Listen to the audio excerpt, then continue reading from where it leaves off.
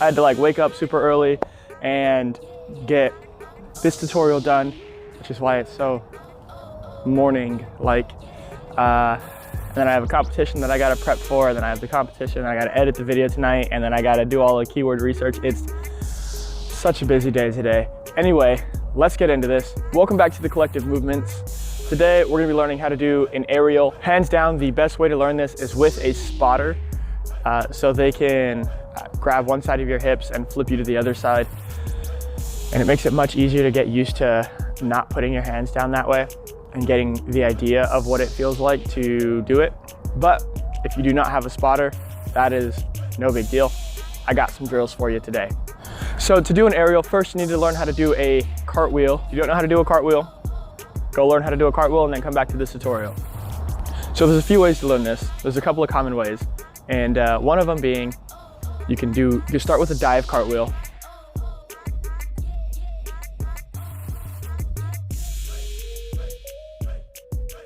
You move into a pop cartwheel.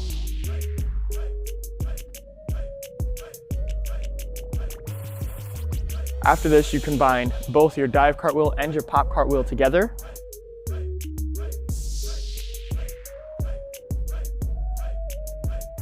And the other common way is to do it with a one-hand cartwheel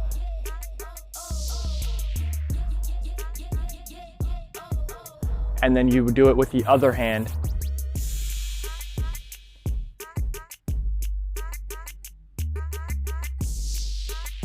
And the whole idea is to minimize the amount of time that you're spending on the floor.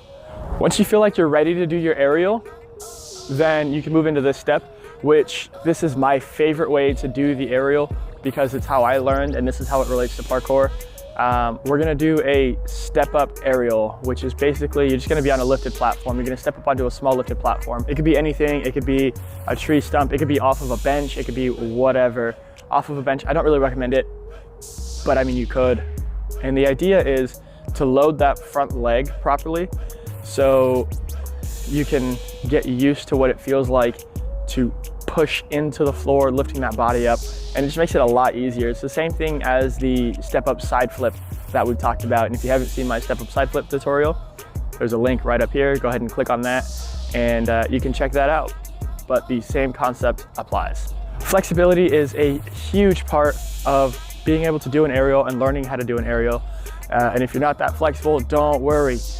You can still do an aerial. It's not gonna have like that full split that you're used to seeing in an aerial. You'll see it when I do mine. I don't have a full split either.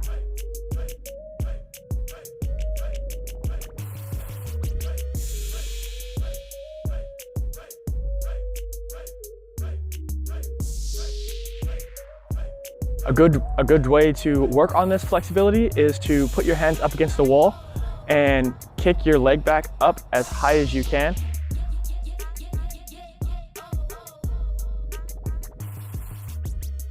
These are good ways to build flexibility. Not only that, they are good ways to understand the amount of power that you're going to end up needing and seeing if your body is ready to do this aerial.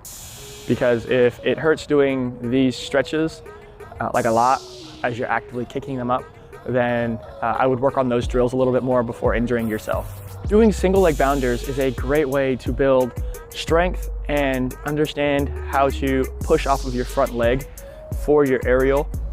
Make sure you do both sides. You don't want to have one super jacked leg and then the other leg not.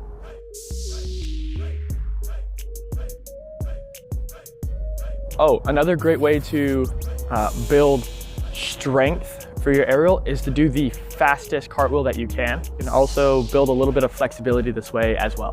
Let's get into the actual meat of how to do the aerial. So you're gonna load your front leg so you're positioned to launch upwards, not forwards. You're gonna dip your chest low and be ready to kick your back leg up as high and as straight as possible, trying to get it over your hips and over your chest to the other side, just like you would your cartwheel. As far as your arms go, you can either Russian set it, you can double uppercut it, you can pull them into your chest. It really doesn't matter which one you do as long as it works for you, as well as it makes sense on the timing. It doesn't matter. Pick one that you think looks cool from these examples and run with it.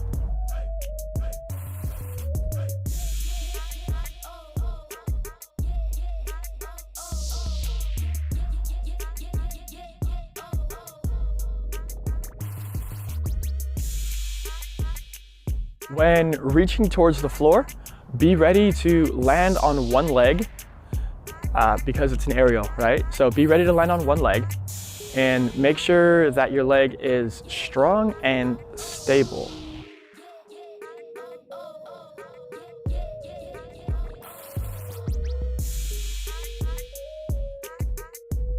As your landing leg touches down, you want to make sure you keep your back nice and strong so you can teeter-totter your chest upwards as your back leg comes down. All right, so let's get into these common mistakes here. The obvious number one most common mistake is touching your hands down. What I like to tell my students is to actually grab their t-shirt.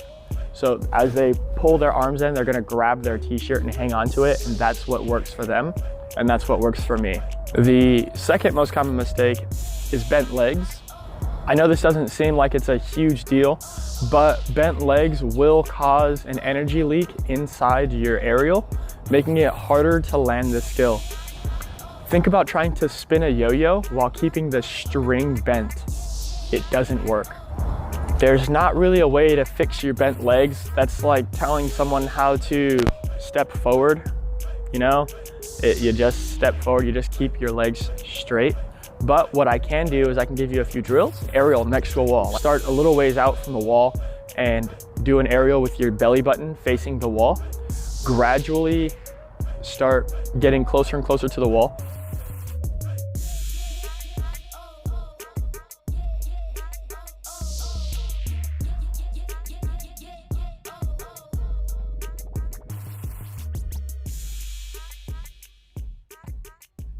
The third most common mistake is leaning forward and pushing forward instead of jumping upwards. I have another drill for you, and this one is to do the same stretch as earlier, but in this case, you're actually going to run and hurdle into the wall while keeping your chest up, and then start your aerial with your hands on the wall.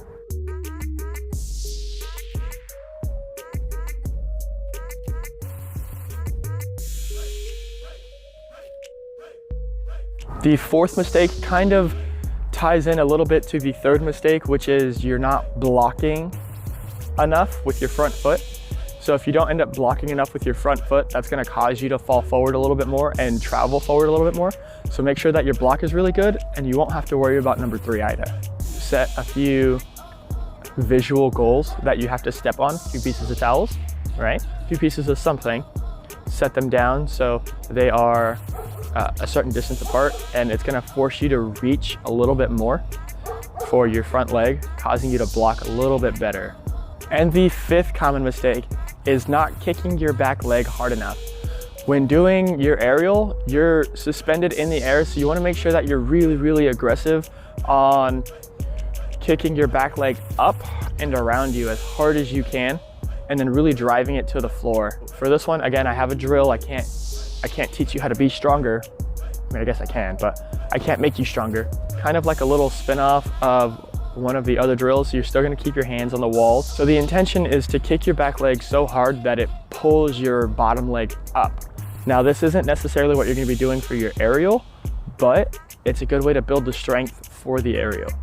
If you enjoyed the content, make sure you like, subscribe, and comment down below and let us know what you're working on. Remember, you can always send us your Instagram videos for help. Send it to our Instagram, which is @thecollectivemovements, and ask for help. We're happy to help. We want to help. We've appreciated all of the videos that you guys have been sending us. So thank you for that. It's been super dope getting a response like we have. So keep sending us videos. We appreciate it. And be sure to turn on that bell notification so you don't miss any more tutorials. And if you have missed any, make sure you go watch them. They're pretty cool. I like them a lot, but that's just because I'm in them. So yeah.